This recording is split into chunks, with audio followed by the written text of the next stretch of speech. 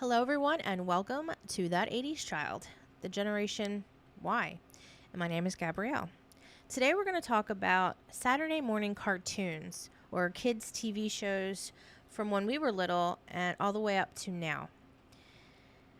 What I used to watch was things like Transformers, Thundercats, Inspector Gadget, the Snorks, the Smurfs, Looney Tunes, Garfield and Friends, Heathcliff, and Jem and the Holograms.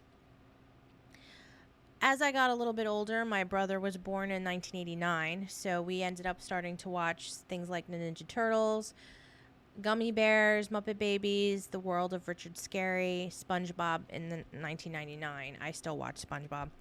Tiny Toon Adventures, Rugrats, Are You Afraid of the Dark was in the early 90s. I watched that. And then I kind of veered off of watching some cartoons, and then when my son was born, a new generation happened. When I was pregnant with him and I was in the doctor's office waiting to be seen, they always had kid shows on, and the one that was on most of the time was Dora the Explorer. And I'm thinking to myself while I was sitting there, I was like, I guess this is what I'm going to have to start watching now with, when my son was born. Or obviously not right away, but whatever was out at the time. So when he was old enough to start watching TV and we would watch TV together, we would still watch SpongeBob. And SpongeBob was one of his favorite TV shows until he just fell out of love with it. He doesn't really like it very much now. Like I said, I still watch it. He would also watch Go Diego Go, the Wild Kratts, which was actually pretty cool because I learned a lot of stuff off of that because they would tell you all different things about the animals and insects and how they survived, where they lived. You also have the Octonauts, which is all based in the ocean. That was also really cool, and my son is actually still remembers quite a bit of the fish that they named in that show. So definitely worth the watch on those. Backyardigans, which was all singing all the time. Max and Ruby, which you always questioned, where are their parents? And then, oh my God, I can't remember the one that was with the hamster. Not the hamster, guinea pig, the duck and the turtle. Well, anyway, that's one of the ones that he watched as well. Majority of the ones that he watched when he was younger were educational. Maybe not so much SpongeBob. I found it educational. I found it very funny. But like Go Diego Go, you were learning Spanish. You were also learning having friendship and, having the family dynamic. Then you had the Wild Kratts. You're learning about animals on different areas of the world. The Octonauts, all the ocean life, Backyardigans, just creativity. You're using your imagination, and also music. There had like little Einsteins would do the music as well, and also Team Umizoomi was actually pretty cool because that was all like science and math based. I should probably watch more of that on my own. Max and Ruby, I don't necessarily know what you would learn off of that because Max was always a pain in the butt and was always getting into trouble. And again, where are their parents? And Wonder Pets, that's what it was called, Wonder Pets. That was, you were learning about all the different like animals again, what they did, how you just being nice to your fellow man and woman and all of that. And it was there were some episodes I actually enjoyed watching all of the shows with my son. I'm very big on like cartoons, and it was just like it was calming. I don't know why, but when like he would watch it and I would watch it with him, and it was just a relaxing time, and it just felt nice. But if you look at the difference between the things that my son watched versus what I watched. Now, Jem and the Holograms, they always had like a theme at the end what you should and shouldn't do, and they would have like a moral to the story. Transformers, kind of the same thing. Thundercats, again, there was a moral to what was going on. Inspector Gadget, I just found it hilarious. I have not watched the Snorks a lot recently. I've seen blips of them, but I don't have them. I have Gem and the Holograms. I have some Transformers. Thundercats. I have. And the Smurfs. I liked watching the Smurfs, and that was supposed to be about like working together and good over evil. Didn't watch that as much as like the other shows. I was big on Garfield. Garfield was my jam. Is still my jam. I watch all of the specials, especially the Christmas special and the Halloween special. I have all of them, and they're just a consistent thing that I will still sit there and watch. Babes and Bullets was the greatest. Then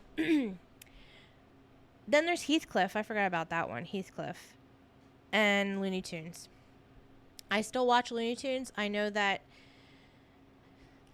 some of the Looney Tunes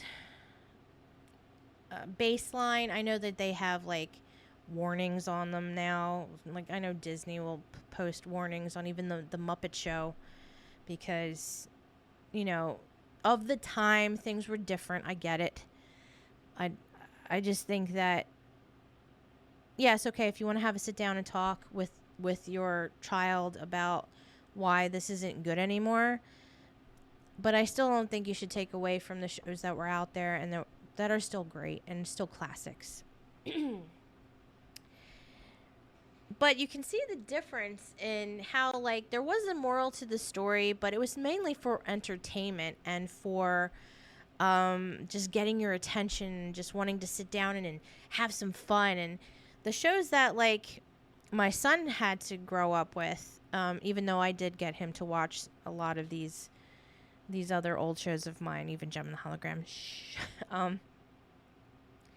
A lot of his were, okay, how can we teach this kid something while he's sitting in front of the television? Rather than, there was still adventure, there was still a lot of colors, there was still a lot of music, and there was still an adventure to be had, but it was a lot more based upon what we could teach these kids if they're going to be sitting and watching it, at least to be educational. And I'm not saying that's a bad thing, but I think there should be a good mix between the two. Hence the reason why I would watch SpongeBob, because you need to have some, you know, like some crazy, zany, joking, like ridiculousness mixed in with the educational and morals to the story. It can't be like all good all the time, because unfortunately that is not what life is like. Not that I'm thinking that cartoons should be teaching our children that, but it's just reality, unfortunately. So having some craziness happen and having some things that could go wrong, which in some of them, like the Wonder Pets, there was always like an animal in trouble that they had to like go and help them and things of that. And the Max and Ruby did show you how a pesky little brother could be, and then how to like maybe make it better in the end.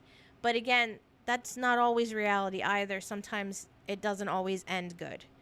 And you have to, like, they have to understand that. The kids need to understand that. Maybe not at 3 or 4 years old, but, you know, as they get older, like, this isn't always going to be peaches and cream. But as I was sitting going through the list of these shows and, like, what I wanted to talk about, and then the shows that I would have my son watch. And I know a lot of things, there are different shows even now that are out. I know, like, I used to watch Cartoon Network and obviously Nickelodeon and the Disney Channel. And Cartoon Network, I would watch, these would be later, I would watch Ren and Stimpy. I'd watch oh my god. They also had Toonami. That's how I found Yu Yu Hakusho. I mean, I think I should do a whole other section for anime. I'm very much into that. and there was a lot of stuff in the 80s and the 90s that started a lot of stuff, and like Sailor Moon and stuff like that. I cannot wait to talk about that. Another good thing. My son hates anime, and it saddens me, but I can't force it onto him.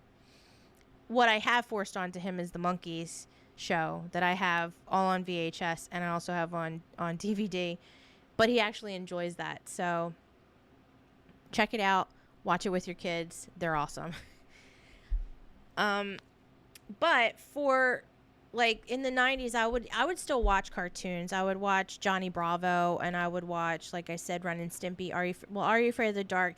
It was always Are You Afraid of the Dark, and then right after was Ren and Stimpy, and then Are You Afraid of the Dark. Ren and Stimpy can be a little gross. Like if you watch it now and you're like, I can't believe I watched this. This is quite nasty. But I would also watch Jimmy Neutron. I would watch Fairly Odd Parents, iCarly. I know they just came out with a reboot of the series. Well, not a reboot, I guess a continuation. And I would watch Victorious. Mainly just because I would leave it on. And Lab Rats. My son loved Lab Rats, and Hal Sparks, awesome dude, super funny, great show. And there was like a bunch of other shows. Like my son will watch now. He watches all of the cartoon versions of the Marvel series, so Iron Man, Spider-Man, and so on and so forth. So like this, he still watches a lot of the things now and cartoons in general. But I don't really know what they have on Cartoon Network anymore nowadays, because I actually don't have normal television. I just have any streaming service. I have Netflix, Hulu, Peacock, and Discovery Plus. I probably have more, and I just don't remember them all. So I'm thinking to myself, I'm going to save money and not have cable television. And I feel like I'm spending more money on every single service that's out there. I also have BritBox, but that's because I love British television, so I probably should get rid of that. But anyhow, I tried to get my son to watch more of like Tiny Toon Adventures was one of my favorite shows, and one of my favorite games, even on like the Game Boy and the Nintendo. And I really enjoyed all of that, and I love their humor. That's like the Animaniacs, and then you have Pinky and the Brain. It's just, they're all just awesome things that just stick with you for your life, you know. But sometimes they don't translate now, and showing a teenager be like, hey, oh my God, you got to watch this kid's show from 30 years ago. It doesn't necessarily translate very well, and it doesn't seem appealing to a kid that's just like, okay, Mom, I've got some YouTube to watch. I'm too old for this. But moving on from just the shows, I've noticed now that because of, like I said in my other episodes, nostalgic things, especially for people of the late 80s and growing up in the 90s, are coming back around. I know, like the fashion, I've seen the platform sneakers, scrunchies are back out, have been back out. The high-waisted pants and like the baggy pants rather than it being skinny pants. I mean, it's forever changing. However, I do see like the 90s fashion trend coming back around. That being said, they're also redoing a lot of shows, movies that we grew up with, and in hopes of playing on that nostalgic feeling and getting us to spend money or to spend our time to watch said shows. So I know that they redid Garfield, and this was a little while ago. Not the movies, but they actually have the show. And instead of it being your basic comic strip looking Garfield, it's three-dimensional CGI Garfield. And I'm not saying that that's a bad thing. Sometimes that works in certain things. Like Jimmy Neutron was in three-dimensional CGI, and but that was an original show. It wasn't based off of something else. Garfield was a comic strip first, and you have to, if you love Garfield, you love the comic strip. So when you watch Garfield and you see it in this weird environment that's just more than two-dimensional, it's just like, it's just odd. It feels odd, it doesn't feel real, and it just doesn't really translate for me. And besides that, whoever is voicing it, I know they're trying very, very hard to sound like Lorenzo Music, who voiced Garfield as well as Peter Venkman on the Ghostbusters cartoon. He has since has passed away a while ago.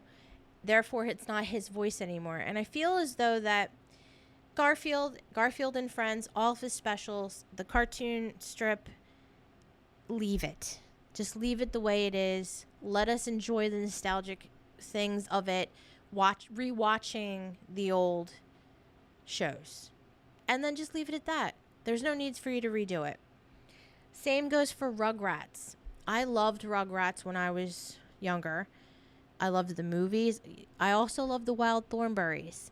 And I loved the movie. And Paul Simon did the song for the Wild Thornberrys.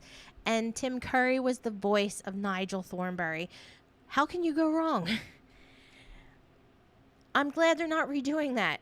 At the moment, who knows? But the Rugrats, they just redid, and that's, again, three-dimensional, CGI. Again, I'm not opposed to that, but there was a reason why that show was good at the time. I'm not saying it doesn't translate. I just think you should just leave it where it was. Same with like Hey Arnold, with Doug. It was just great for that time. You do not need to redo it. And I get a sense that a lot of these shows, I know that they're trying to gauge it towards millennials who have kids now, and they maybe want to be like, oh my God, this is like the same stuff I used to watch. You should watch it too. But I just think you should just have them watch the original. There's no reason why they need to redo it. How about you just come out with some new things? Use some creativity and come out with some new ideas instead of reusing the same ideas that I've dealt with when I was younger. There's no need to redo these shows. And I believe... Oh, they also have a new Looney Tunes, I noticed. Because I was looking up to watch the old Looney Tunes, and they have this newer version where it's obviously watered down because you cannot have the same antics and the same jokes now because of culture and changes of the time. There's reasons for it. I get it.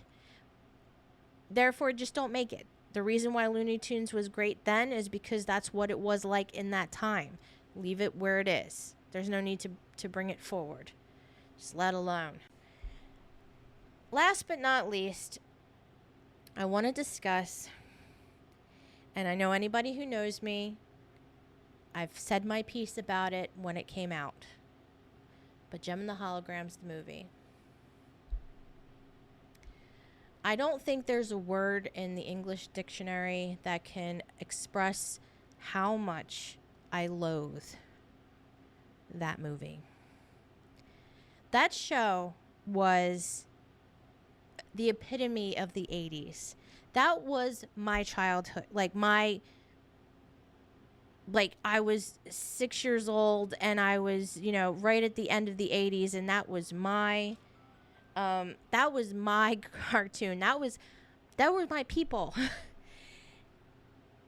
And although I was super excited about the show, or the movie, excuse me, when they were teasing it, because they had like these silhouetted faces of the characters, of the actresses who were going to play the characters, and they had the original lightning look of their makeup and the hair, and I'm like, this is going to be awesome. I cannot wait. Fast forward to when you actually have a trailer of the movie.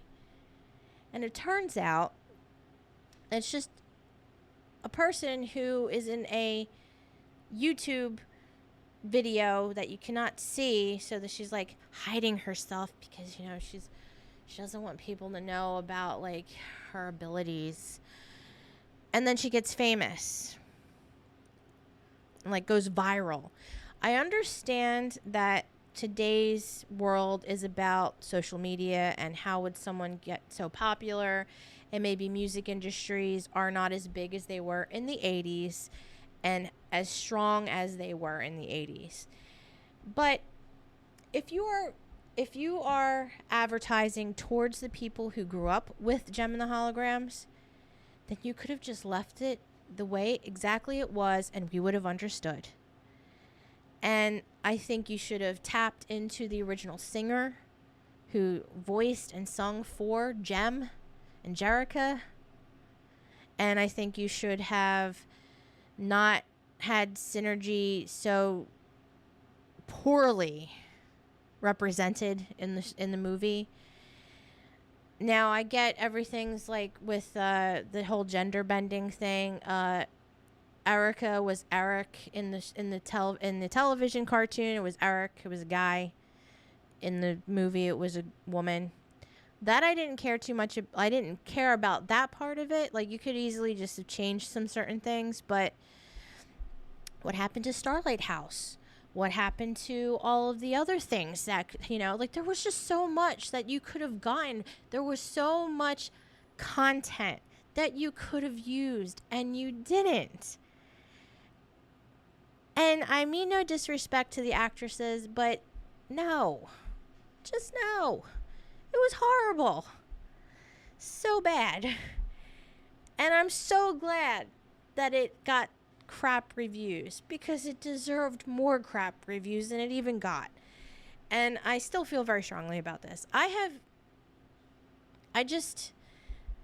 If you're going to do such a beloved show that people know and love, and you can't mess it up that badly. You just can't.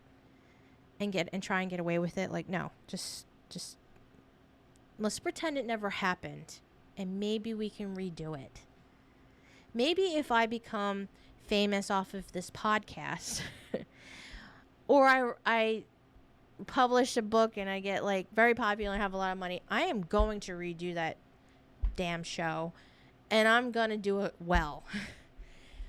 But I don't know how you feel about the movie. If you haven't seen it, don't. If you have seen it, I'm sorry. And if you liked it, I don't know who you are. Yeah, that's the truth. So, after that little bit of a rant, so kids' television shows.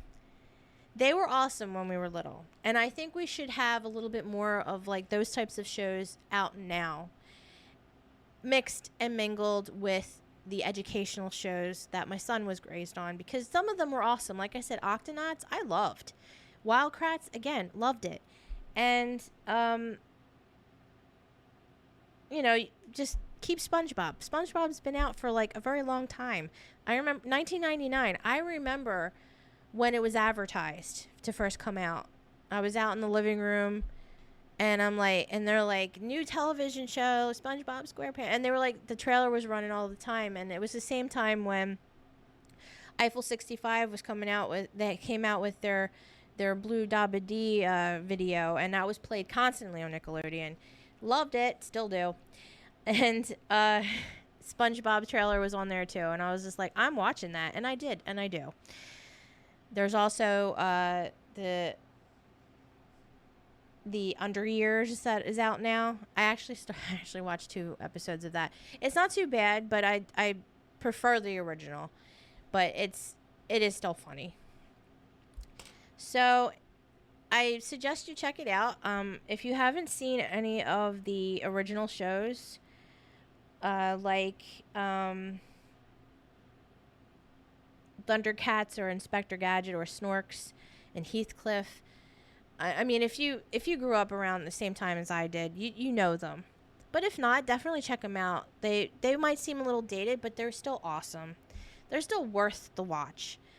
And also the Monkees. I know that is beyond our time, but the Monkees television show actually came out, had been re-released in the 80s And I did watch them it was on MTV, I think they replayed them.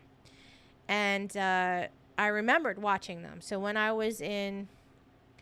think I was 13 years old for my birthday, I asked my mom if she could get me them for my birthday. And she got me a Columbia House subscription. So and that was like, I think the only time we ever paid the bill for Columbia Houses, because you usually could get all of these CDs galore for 1 cent and never pay that 1 cent. But yeah, I have every single one. I think I'm missing one VHS tape, but regardless, I have them on DVD as well. Definitely should check them out.